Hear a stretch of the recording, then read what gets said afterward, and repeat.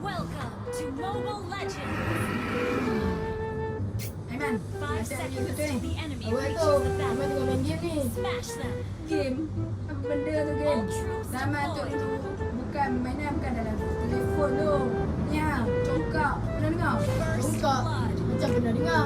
Tapi Aiman tak pernah main. You have slain an enemy! Congkak ni daripada zaman turun-temurun nenek moyang kita. Congkak ni bukan hanya sekadar permainan, tapi ia juga seni dan strategi.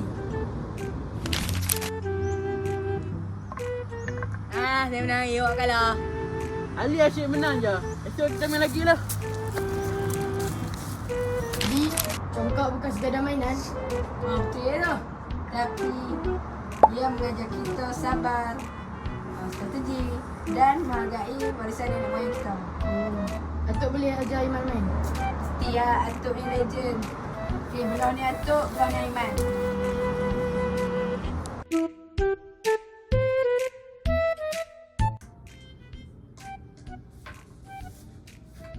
Wah Aiman, bila masa kamu pandai main congkak ni?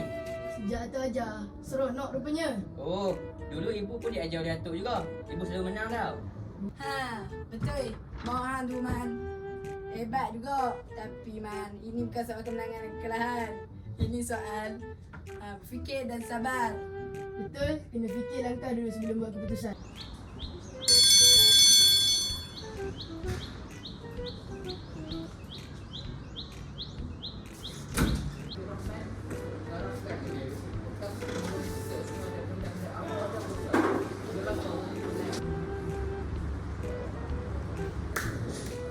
Congkak, macam permainan mata je. Taklah, ini permainan tradisional. Atuk ajar Aiman. Dan dia sebenarnya perlukan strategi. Nak cuba. Boleh juga Man, macam best je ni.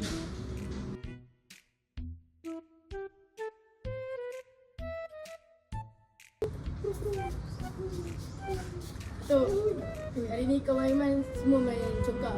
Mereka pun suka. Suka. Oh, bagus Man.